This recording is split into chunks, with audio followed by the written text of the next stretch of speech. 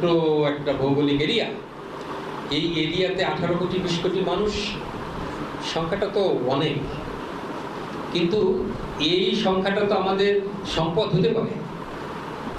এই সম্পদ হতে পারে, যদি আমরা সম্পদ করতে পারি তাহলে আমাদের ছেলে হোক মেয়ে হোক 2 সন্তান যথেষ্ট, এইটা চিন্তা না করলেও চলবে যদি আমি একে পারি। আর যদি না পারি তাহলে ডিসকারেজ করা হয়েছে ধর্মেও, তাই না? অধিক জনসংখ্যা কম সম্পদ, এটাকে ডিসকারেজ করা হয়েছে না? হয়েছে কিনা? হয়েছে। এটা অনসর অফ বালা। বালা মানে কি? দুর্যোগ। তোমরা এটা থেকে সাবধান থাকো। ইন্ডিকেশন আছে এরকম ধর্মে?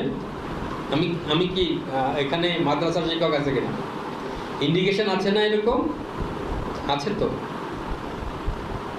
আমরা যদি সেই সম্পদ যদি এখন আমরা হেলায় ফেলে দেই, যদি আমাদের সন্তানদেরকে ছাত্রছাত্রীদেরকে যদি আমরা কর্মক্ষম দক্ষ জনগোষ্ঠীতে পরিণত করতে না পারি, তাহলে জাতির সামনে অমানিসা আছে।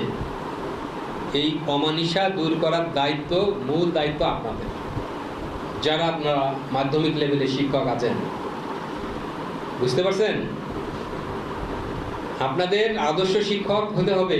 আপনাদের কথা গার্জিয়ানরা শুনবে, আপনাদের কথা ছাত্ররা শুনবে, এবং শোনেও তাই। আদর্শ না হতে পারলে শোনে না। আদর্শ শিক্ষক কিভাবে হতে হবে আপনারা নিজেরাই ভালো জানেন। আপনারা সেইভাবে নিজেরা আদর্শ শিক্ষক হবেন। আপনাদের উপদেশ শিরোধার্য হবে গার্জিয়ানদের জন্য, ছাত্রছাত্রীদের জন্য। মেয়েদেরকে কিন্তু এনকারেজ করতে হবে। মেয়েদের সংখ্যা কম, মেয়ে টিচারদের সংখ্যা কম, এখানে পার্টিসিপেশন ও মহিলাদের সংখ্যা কম। মহিলাদের সংখ্যা আমাদের বাড়াইতে হবে। তাদেরকে ওয়ার্কিং এনভায়রনমেন্ট দিতে হবে। লেখাপড়ায় তাদের ছাত্রছাত্রীদের যে আপনার কোএডুকেশন আছে, হোক, কোএডুকেশনের সমস্যা নেই, কিন্তু এনভায়রনমেন্টটা এমন হতে হবে, it will be continual for both male and female student. সবার জন্য একটা সুন্দর এনভায়রনমেন্ট তৈরি করে দিতে হবে। সেটা করতে পারলে ওইখানে মেয়েরাও আসবে, ভয় পাবে না। গার্ডিয়ানরাও মেয়েদেরকে পাঠাবে। সব কিছুর দায়িত্ব জাতির বিবেক হিসাবে আপনারা আছেন, আপনাদের উপরে বর্তায়।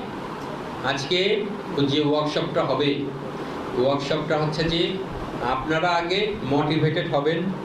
আমি যে কথাগুলি বললাম আপনারা